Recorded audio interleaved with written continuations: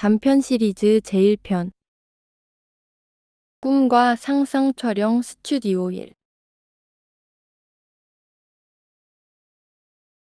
겨울 설악산의 모습을 감상하면서 체력 단련도 할 겸 1박 2일의 등산 일정을 잡았다. 설악산 소공원을 출발하여 마등령 삼거리로 해서 희운각 대피소를 거쳐 대청봉을 오른 뒤 오색약수 쪽으로 내려오기로 했다. 가뿐한 마음으로 소공원을 출발하여 희운각 대피소를 지날 무렵 눈이 내리기 시작했다. 출발 전 확인한 바로는 눈예보가 없었기 때문에 낭패감이 들었다. 돌아갈까 하다가 잠깐 내리려니 하는 생각이 들어 그대로 올라가기로 했다. 그런데 점차 눈발이 굵어지더니 순식간에 폭설로 변하면서 길이 보이지 않을 정도로 쌓여갔다. 아무래도 희운각 대피소에서 대피하는 것이 좋을 듯하여 되돌아 내려가기 시작했다. 한데 등산길이 그렇게 밝지 않았던 터라 엉뚱한 방향으로 들어선 것 같았다. 희운각 대피소 부근인 것 같기는 했으나 두리번거리며 찾아보아도 보이지 않았다. 눈발이 거세게 흩날려서 더욱 그러했다. 휴대폰을 켜서 위치를 확인하고 구조 신호를 보내려고 하였으나 그마저도 불통이었다. 마음이 조급하니 더욱 더 엉뚱한 방향으로 갔을 것이다. 그렇게 헤매다 보니 점차 날이 저물었고 두려움이 엄습해왔다. 오던 길로 되돌아가 보려 해도 그 사이 내린 눈으로 덮인 데다 어두워져서 내 발자국은 보이지 않았다. 얼마를 헤맸는지 모르겠다. 잠시 정신이 아득해졌다. 이대로 죽을지도 모른다는 공포심이 짓눌러 왔다. 큰 나무 등걸에 기대어 쉬면서 잠시 눈을 감고 간절하게 구조의 기도를 올렸다.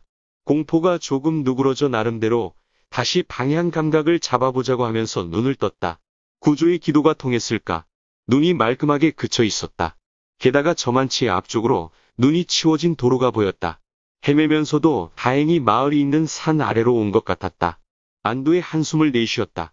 급하게 깊이 쌓인 눈을 헤치면서 도로로 향했다. 멀리에 군데군데 눈 속에 박혀있는 집들에서 따스한 불빛이 창문으로 흘러나오고 있었다. 살았다 싶으니 갑자기 허기가 몰려들었다. 도로로 내려와 길을 따라가면서 음식점을 찾았다. 그곳에서 하룻밤 묵을 곳을 알아보자고 했다. 집들은 길에서 다소 떨어진 나지막한 언덕에 자리하고 있었다. 그래도 그곳에서 흘러나오는 불빛은 마음을 한결 푸근하게 만들었다. 그런데 어둠 속에서 눈의 빛으로 나타나는 집들의 윤곽을 보니 다른 느낌을 주는 스타일이었다. 더구나 지나치는 차량이나 사람들도 전혀 없었다.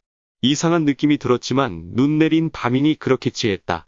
허기가 져서 두리번거리며 음식점을 찾아 한참을 걸어갔다. 왼쪽으로 굽은 길을 돌자 2층 건물이 나타났다. 현관에서 불빛이 쏟아져 나왔다. 마치 동화나라에서 봄직한 특이한 스타일의 건물이었다. 모텔 같은 곳이었으면 좋겠다고 생각하며 문을 열려고 하자 자동으로 열렸다. 그리 넓지 않은 홀이 있고 정면으로 카운터가 자리하고 있는데 그 너머로 종업원 한 명이 앉아 일을 하고 있었다. 홀 안으로 들어서는 순간 알아차렸는지 일어서서 들어오는 나를 바라보았다. 카운터에 다가가자 인사하며 뭐라고 말하는 것 같았다. 그의 말은 우리말과 달라 당황했으나 그가 말을 함과 동시에 그대로 번역되어 머리에 떴다. 이후로는 그게 자연스러워졌다. 어서 오십시오. 얼마나 묵을 실 예정인가요? 나도 우리말로 답했다. 등산을 하다가 폭설이 내리는 바람에 길을 잃어서 하룻밤 묵었다 갔으면 해서요. 그런데 죄송하지만 여기는 어디쯤인가요? 설악면? 아니면 고성? 네, 그러시군요. 이곳은 시간 여행자들이 자주 찾아오시는 설국입니다. 네, 시간여행자.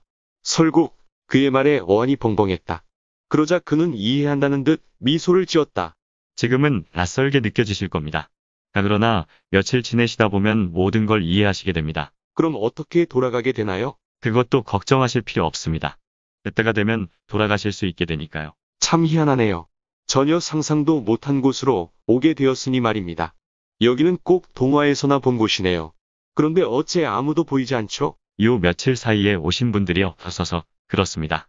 보통 이곳에 오시면 최소한 3일은 지내셔야 하니 일단 그렇게 하도록 하겠습니다. 더 계시려 하면 그때 말씀해 주시면 됩니다.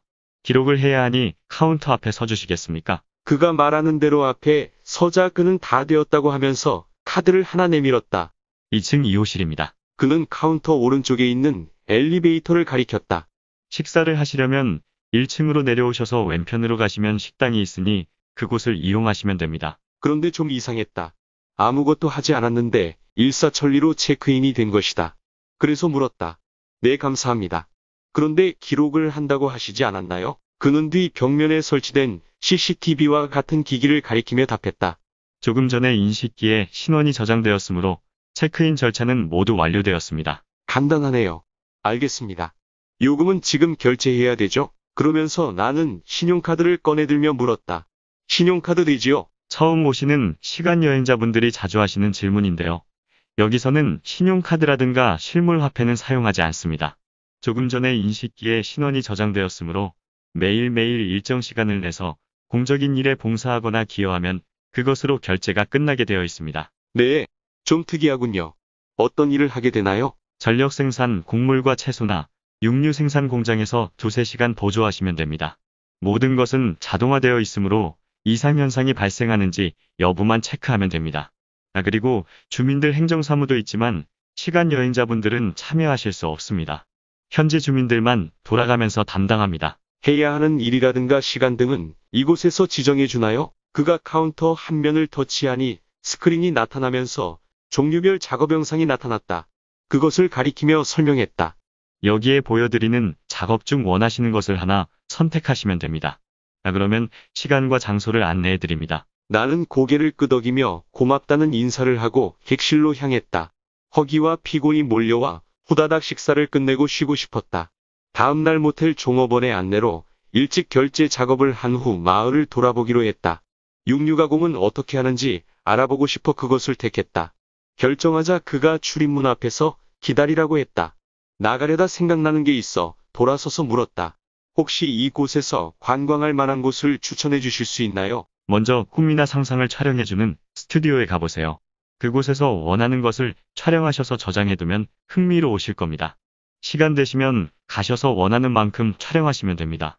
그런 곳이 있어요? 네, 스튜디오에 가시면 세세한 것을 설명해줍니다. 나는 감사의 인사를 하고 밖으로 나와 서 있었다. 특이한 경험일 것 같아 상당히 기대되었다. 얼마 기다리지 않아 지면에 살짝 떠서 운행하는 소형 버스가 멈춰섰다. 자동으로 문이 열려 안으로 들어서자 이곳 주민들로 보이는 사람들이 대여섯 명 자리에 앉아 있었다. 나는 그들에게 목례로 인사를 하고 자리에 앉았다. 그들도 웃음으로 내 인사를 받았다. 운전기사는 없었다. 무인 자동운행 차량이었다. 공장에 도착하니 안내자가 기다리고 있었다. 그의 안내로 안으로 들어가 작업 지시를 받았다. 별로 어렵지 않은 일이었다. 거대한 생산 설비에서 육류 제품이 컨베이어 같은 곳으로 내려오는 것을 살펴보면 되는 일이었다. 거의 이상이 발생하지 않으나 간혹 불량품이 체크되면 그것을 컨베이어에서 꺼내 옆에 놓여있는 통에 넣으면 되었다. 나에게 할당된 작업 시간은 3시간이었다. 매시간 50분 작업과 10분 휴식이었다. 주민들은 그것에 고정된 직업으로서 하루 8시간 5일 근무였다. 주어진 작업 시간이 끝나자 안내자가 내 일을 대신할 사람과 함께 나타나 손에 든 기기로 기록하는 것 같았다. 그는 결제 완료되었음을 알리고 이후로는 내가 원하는 대로 하면 된다고 했다.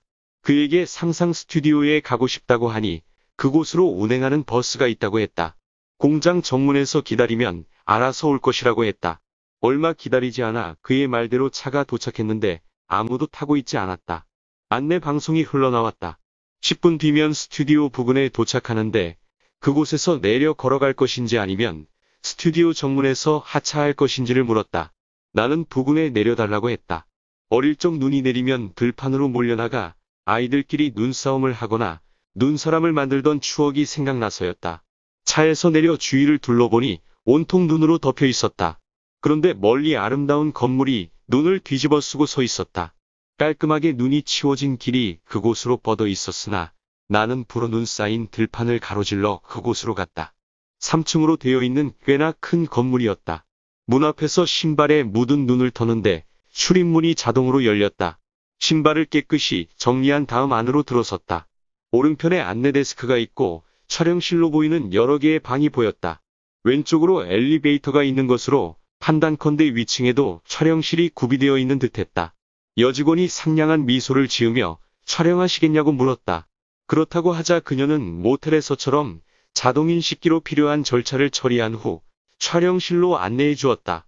내부에 있는 직원이 모든 것을 알려줄 것이라면서 문 앞에 서자 문이 자동으로 열렸고 안에 있던 여직원이 안마의자처럼 생긴 것에 앉으라고 했다. 시키는 대로 자리에 앉자더니 절반 정도 눕혀졌다. 의자 오른편에 리모컨이 장착되어 있습니다. 그것을 집어들고 빨간 스위치를 누르세요. 비스듬하게 누워있는 나에게 그녀가 절차를 설명했다. 나는 리모컨을 들고 스위치를 눌렀다. 그러자 허공에 큰 화면이 나타났다.